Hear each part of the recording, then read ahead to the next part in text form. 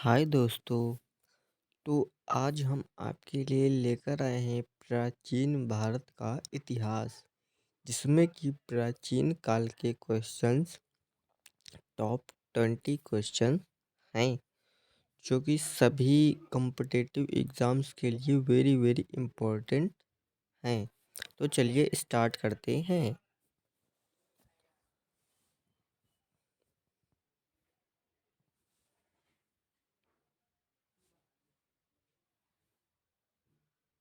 Question number 1।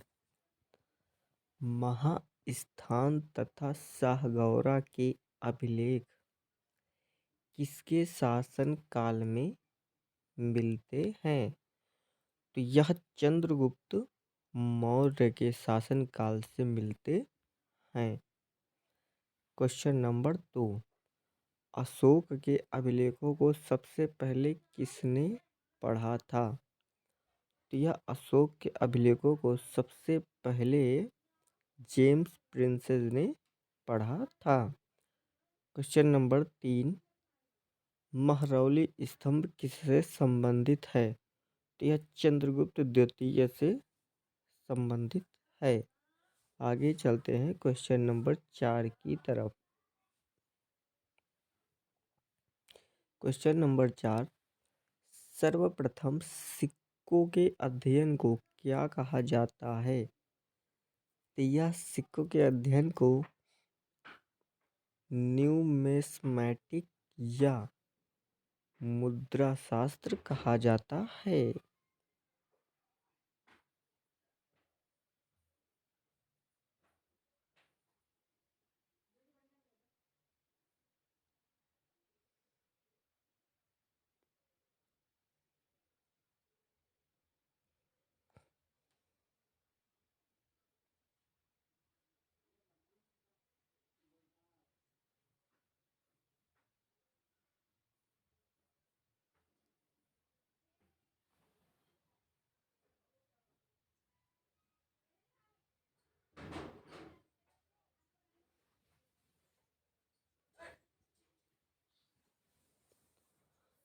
तो आगे चलते हैं अगले क्वेश्चन की तरफ।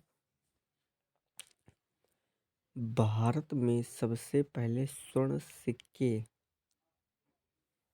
किसने चलाए थे? तो यह सोने के सिक्के हिंद यूनानी शासकों ने चलाए थे। अगले क्वेश्चन की तरफ चलते हैं। संस्कृत व्याकरण का पहला ग्रंथ व इसके लेखक कौन है? संस्कृत का पहला व्याकरण अष्टाध्यायी है व इसके लेखक पाणिनि जी हैं। आगे चलते हैं अगले क्वेश्चन की तरफ। राजतरंगिणी किसकी रचना है? राजतरंगिणी कल्हड़ की रचना है तथा इसमें कश्मीर के इतिहास का वर्णन किया गया है। आगे देखते हैं। भूगोल की रचना किसने की थी? तो भूगोल की रचना टालेमी ने 140 ईस्वी में किया था। तो आगे चलते हैं अगले क्वेश्चन की तरफ।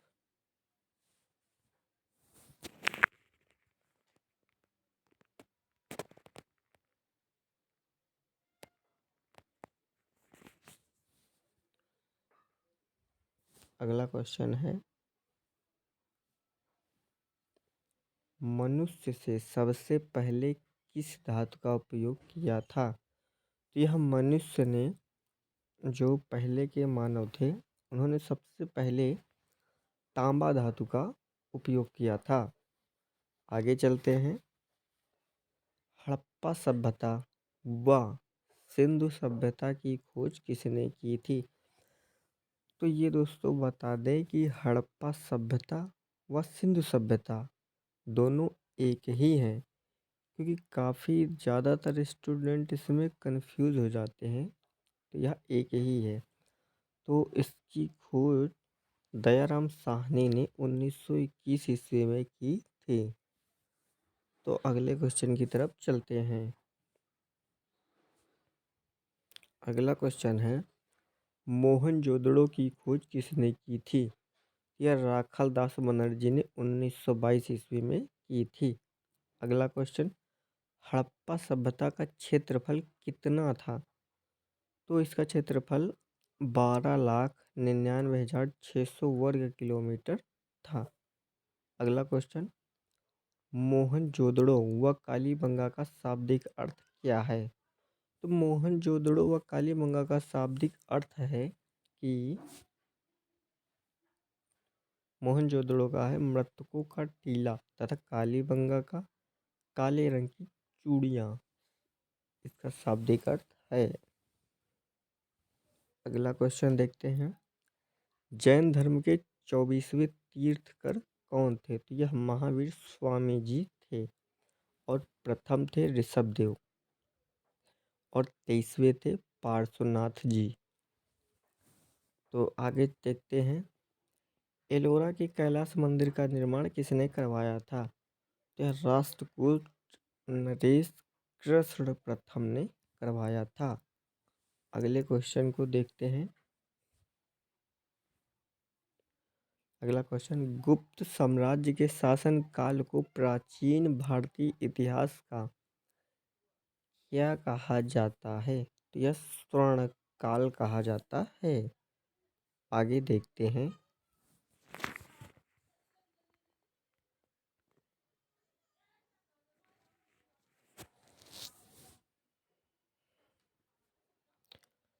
दशमलव तथा शून्य का अन्वेषण किस काल में किया गया था?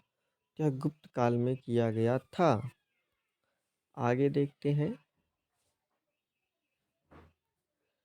चावल के उत्पादन के साक्ष्य किस सैंधवपुरा स्थल से प्राप्त हुए हैं?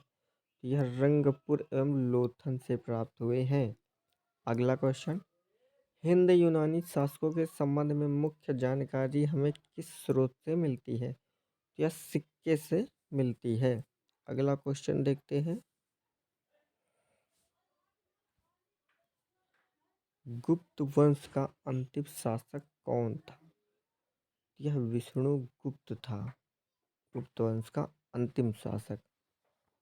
और गुप्त वंश का प्रथम शासक जो था वह चंद्रगुप्त था। और स्वर्ण के सिक्के, स्वर्ण काल को ही गुप्त काल कहा जाता है। तो दोस्तों, कैसी लगी आज की क्लास? आशा करता हूँ कि अच्छी लगी होगी और प्लीज़ ज़्यादा से ज़्यादा शेयर करें और प्लीज़ सब्सक्राइब करते हैं क्लास को। तो चलिए चलते हैं, बाय बाय, टाटा।